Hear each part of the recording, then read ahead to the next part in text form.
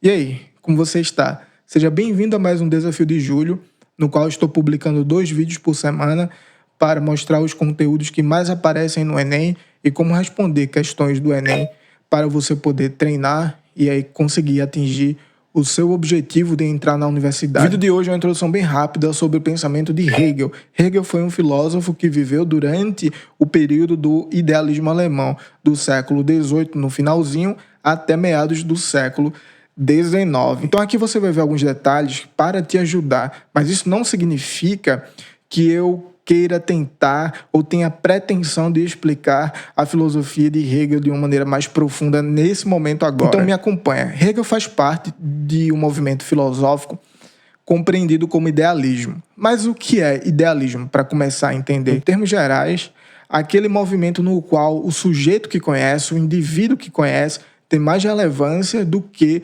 os objetos a serem conhecidos. E durante o desenvolvimento da história da filosofia, existiram vários filósofos diferentes, idealistas. 3 deles eu vou citar aqui para você ter uma ideia mais ou menos. O primeiro foi Platão, com os seus conceitos, as suas ideias, formas, eidos.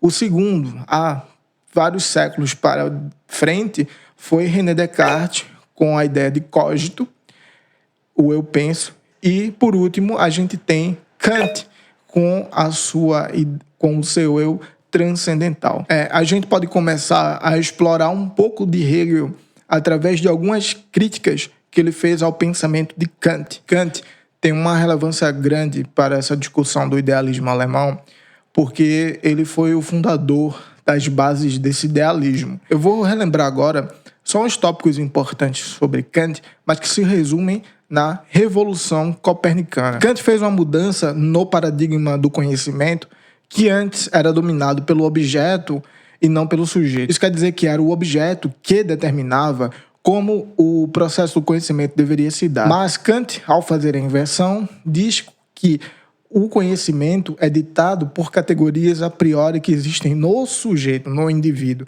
e os objetos devem se conformar às nossas categorias de pensamento que se dão antes da própria experiência. Então, para Kant, em certo sentido, a gente só pode conhecer o nosso pensamento e a consciência que a gente tem dos objetos.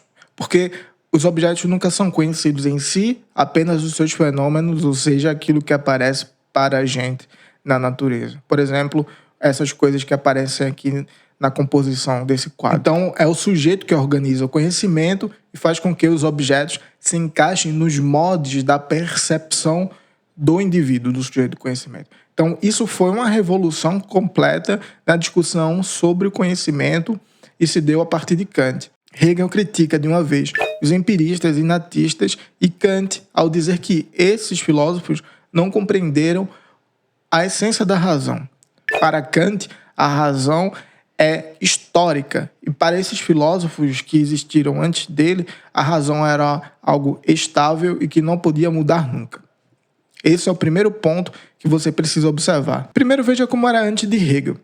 Para definir o que é uma verdade e o que é uma mera opinião, se usava o critério da estabilidade. Uma mera opinião pode mudar constantemente. A todo momento a gente muda de opinião. Já uma verdade tem que ser verdade agora ou daqui a 100 anos.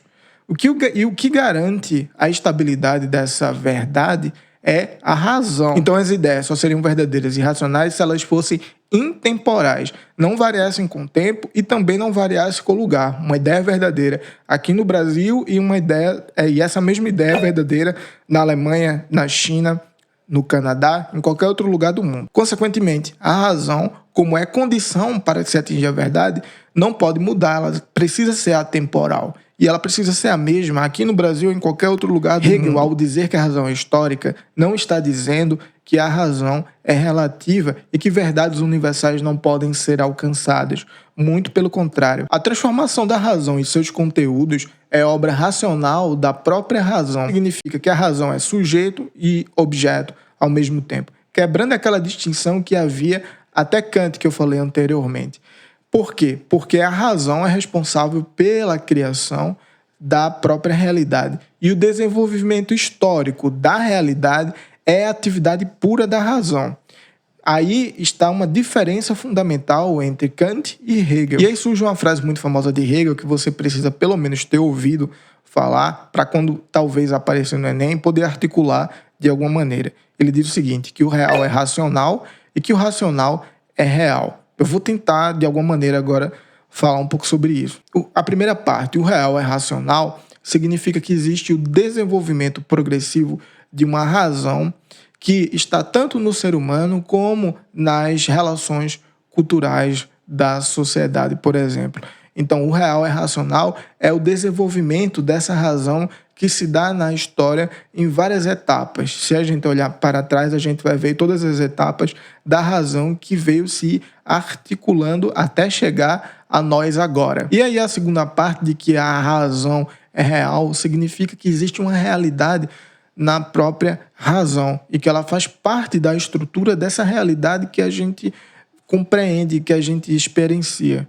E aí, de vez, acabou-se a distinção que havia entre real e ideal, entre sujeito e objeto. Outro ponto importante é que a realidade não é estática, não é uma substância que nunca muda. Na verdade, a realidade está em mudança constante. A realidade possui um devir. Se você não sabe o que significa devir, tem vídeo no meu canal sobre Heráclito que explica isso muito bem. Portanto, a realidade se comporta como um sujeito que possui um devir, e o devir é a mudança constante que se dá no âmbito do que a gente conhece como história. Então, o desenvolvimento histórico da realidade e do mundo é um desenvolvimento racional. Como se dá, então, o movimento do real para que essa transformação aconteça? E é aqui que a gente começa a ver outro ponto importante, que é a dialética. O que é a dialética hegeliana? A dialética hegeliana é responsável pelo devir da realidade, por essa transformação histórica que acontece continuamente. Eu poderia resumir a dialética dizendo que ela é um movimento de contradições que se autossuperam continuamente. Ora, o que é isso? Calma, eu vou explicar o que isso quer dizer. Significa que cada momento que existe surge de um momento anterior e prepara o próximo momento que vai surgir. Isso é um processo que se dá através do embate e superação dos momentos, em que momento que vai surgir surge sempre em um processo de negação do anterior. Mas essa negação não surge de fora do momento histórico. Ela faz parte da natureza daquela própria coisa que existe, daquele próprio momento.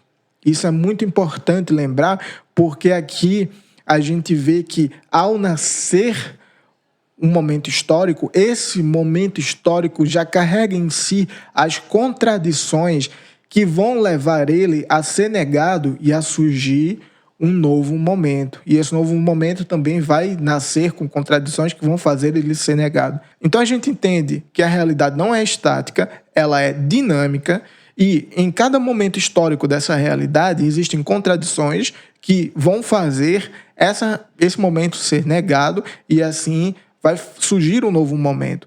Mas deve ser entendido que ao ser negado aquele momento anterior, ele não é completamente excluído. Significa que ainda vão se encontrar resquícios daquele momento, daquelas características que foram negadas no novo momento que surgir. Isso é a dialética. E no final, deve-se olhar para aquela realidade não de um ponto de vista único, mas da totalidade do processo.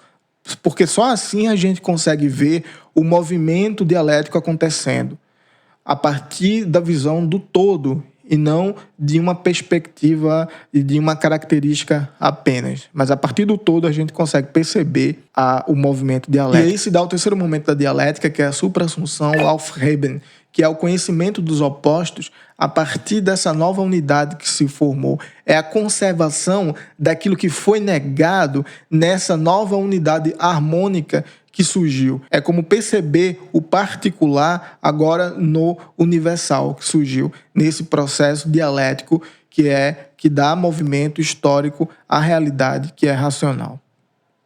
Muito obrigado por ter chegado até aqui. Eu espero que você tenha aproveitado. Aproveita e dá uma olhada nesses vídeos aqui ao lado, porque eles podem te ajudar ainda mais. Já que esse vídeo te ajudou de alguma maneira, deixa um gostei aqui para você receber ainda mais conteúdos como esse. Abraços e até o nosso próximo encontro.